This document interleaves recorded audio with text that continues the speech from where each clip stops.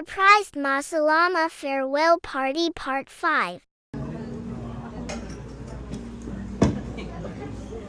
Ulang yan. Hindi nakaiyak. Nakaiyak na ako.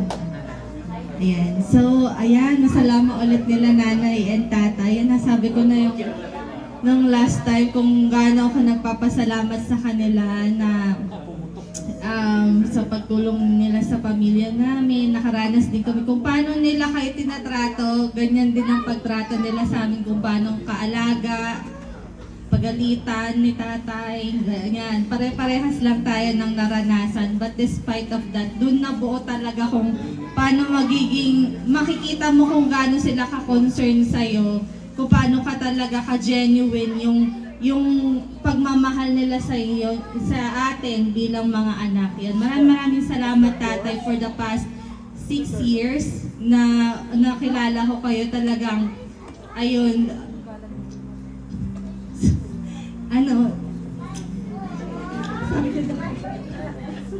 ayan, kasi pare-pares lang tayo, dito rin natin na talagang masaya makasama sa isang community na may tumatayong magulang talaga kasi nanggaling din ako dun sa, nung nasa Dala pa ako, talagang wala rin akong church, wala akong community na church, ganyan, puro work, trabaho lang. Tapos nung napasama ako sa Muñoz, kilala ko si Embet, tapos nagkaroon ako ng magulang, through nanay and tatay, mawawala talaga yung homesick mo kasi ganun talaga yung pagtrato nila sa'yo. So, thank you, Nay, Tay. I love you both. Maraming salamat sa pagtanggap sa akin sa inyong pamilya. Hindi niyo ako talagang yung pag-aalaga bilang magulang is naramdaman ko talaga. And sobra-sobra pa.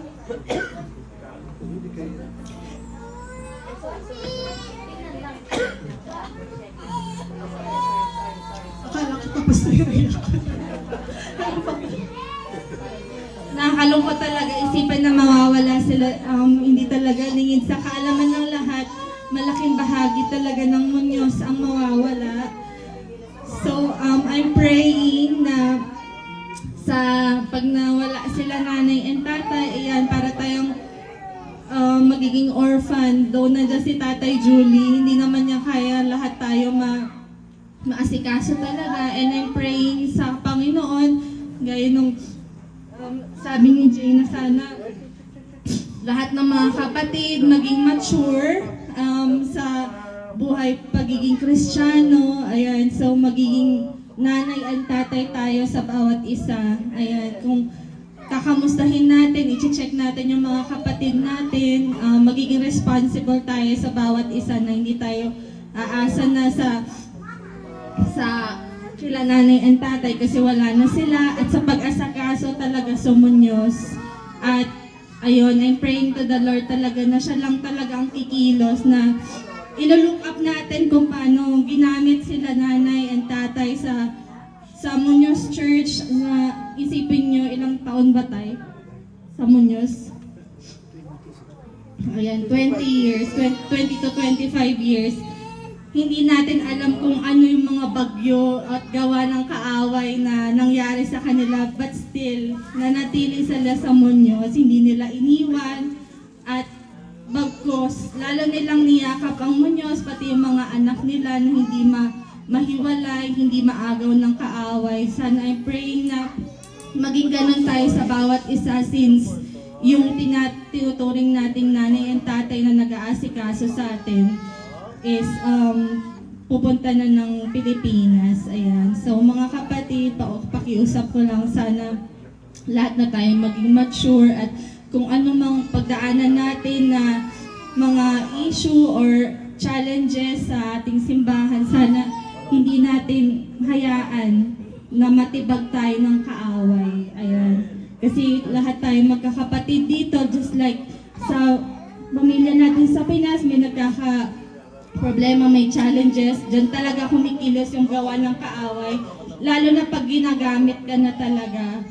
So sana, ayun, paulit-ulit, maging mature tayo, huwag natin hahayaan na matibag tayo ng kaaway, ang Muñoz, hindi natin mapabayaan kasi talagang malaking bahagi ang mawawala sa atin. Ayan, maging responsable tayo sa isa't isa. Ayan, so again, Nay and Tatay, maraming salamat sa serbisyo nyo sa Muñoz Church. Mahal na mahal namin kayo at your presence nyo talaga ay mamimiss namin at hindi namin kayo makakalimutan.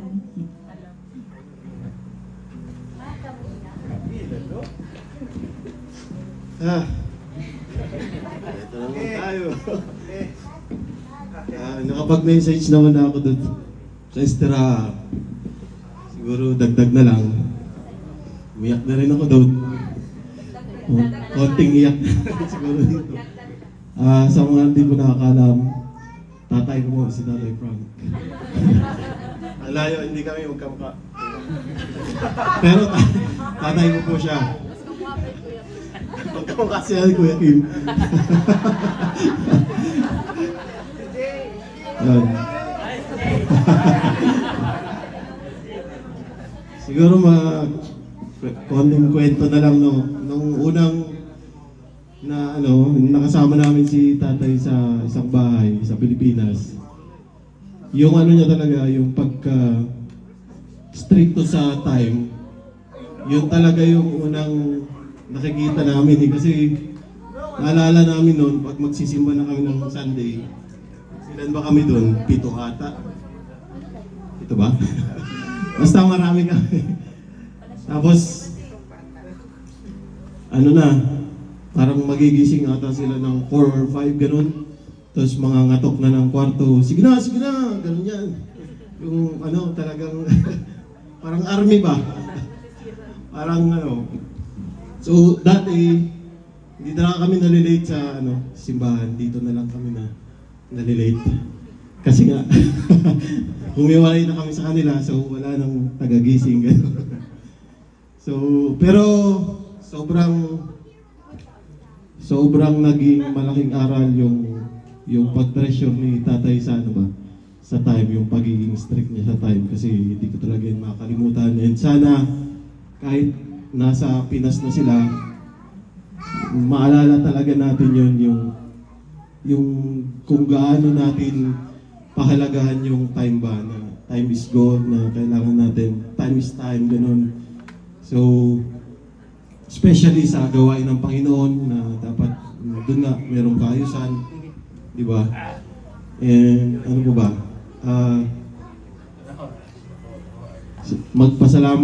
siguro pasalamat ako kay tatay na yun nga na pinagtapos nyo kami, na gano'n nga pinaaral nyo kami, di ba? Kahit di naman kami talaga, tawag doon, biological, yung magkadago. Pero, kinontinue niya yung pagiging tatay niya sa amin, di lang doon sa mga anak niya. So, in-extend niya kung ano yung ginagawa niya sa mga anak niya. Parang pinadama niya rin sa amin, di ba? Wala siyang pinipili ba? So, pinaaral niya kami.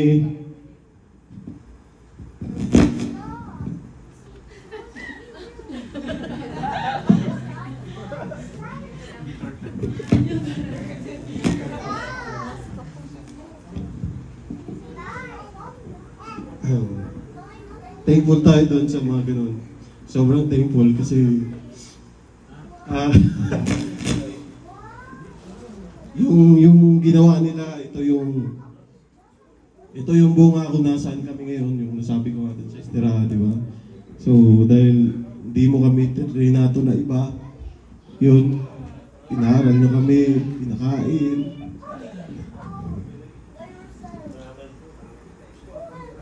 Sinilungan, lahat. Sobrang salamat kasi kahit dito lang kami ni tatay tsaka nila nanay nagkasama-sama talaga dito sa Saudi kasi parang dati hindi nga yearly, parang once lang sila nagbabakasyon. Yung typical na OFW. So hindi rin kami talaga nagkikita-kita madalas. So, natuwa ako kasi nakasama ko sila dito ng matagal, no? And yun, talagang hanggang dito, hanggang sa nag-asawa, talagang yung guidance, nandun pa rin hanggang sa makabukod kami ni Ate Daday. Pinagdadrive niya kami dati kung saan namin gustong punta, mamimili ng magamit. So, di talaga sila nagpabaya sa amin kahit kailan. And salamat tayo, salamat Nay. Dito lang tayo, kabila. And kinaya naman, kwento lang ulit, konting kwento. Kami po ni Kuya Mac, parang lumaki kami na, ay bata pa kami, hindi na namin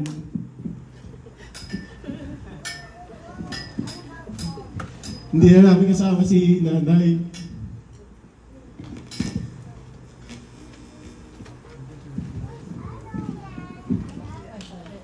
Talagang naalala ko dati na uwi lang siya, magbabakasyon, gano'n. Tapos, iiwan niya kami sa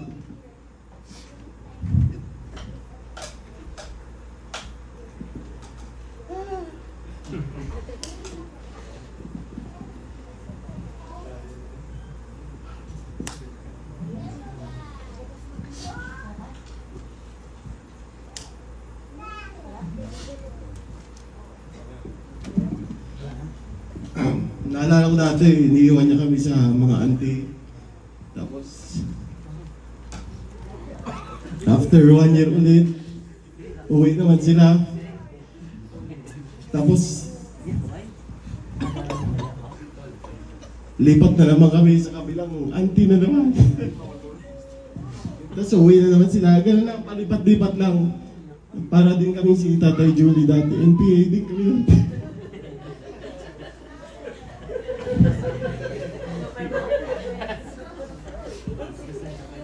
Pero, naalala ko nun, talagang naiintindihan ko na yung dati. Kasi, pag umalis sila tatay, sila nanay, hindi talaga ako umiyak nun eh. Pero si Kuya Mac, naalala ko yun, nag-aano yung sa lupa eh, yung gumaganong-ganon. Shoutout Kuya Mac. Kasi, yun nga, gusto lang naman nila na yung the best para sa mga anak nila, di ba? Lahat naman ng nanay, ganun yung gusto para sa mga anak nila. So, naiintindihan natin yun. Kaya, sobrang, hindi ko sila sinisisi kung bakit ganun kami dati. Hindi ko sila sinisisi. Bagkus, sobrang thankful talaga na binigay sa amin ng Panginoon, si nanay, si tatay, talagang hindi sila nagpapabaya. Kaya, hindi naman sa pagmamayabang dati. Aalis sila, elementary pa lang kami, binabayaran din ni nanay yung tuition namin sa sa 1 year. So, sobrang tumatak sa akin yun na kahit malayo sila, nandun yung talaga, nandun yung gusto nila the best para sa amin, no? Hindi sila yung mga magulang na pabaya pa. And doon sa mga pinapakita nila sa amin, nadadala namin yun hanggang ngayon na meron na rin kayong mga anak. So, pasa-pasa lang ba from generation to generation. And hindi lang sa mga physical na material na bagay, especially spiritually talagang nung nakasama ko na sila sa isang bubong dito nung nagtatrabaho pa lang ako dito, 2011. Nakikita ko talaga sila kung gaano talaga sila ka-prayerful, gabi, umaga. Kung kung parang bago-bago ka lang tapos sasama ka sa kanila sa mga prayers, talagang yung tawag doon, ma-intimidate, tapos yung parang gusto mo nang matagal pa ba matapos, parang ganun. Kasi halos may time na 1 oras talaga yan sila nagpe-pray. And nakita naman, yung mga prayer nila para sa mga anak nila, nandun yung katuparan ng Panginoon, di ba? And sobrang thankful kami doon. And yun yung talagang hindi ko makakalimutan yung pagiging prayerful, which is ginagawa na rin namin sa amin nila ni Ate Daday, no? And nawa ganun din dito sa simbahan, ma-adapt din natin yun yung pagiging prayerful ng ating nanay and tatay. And yun lang. Thank you, Nay. Thank you, Tay. We love you po.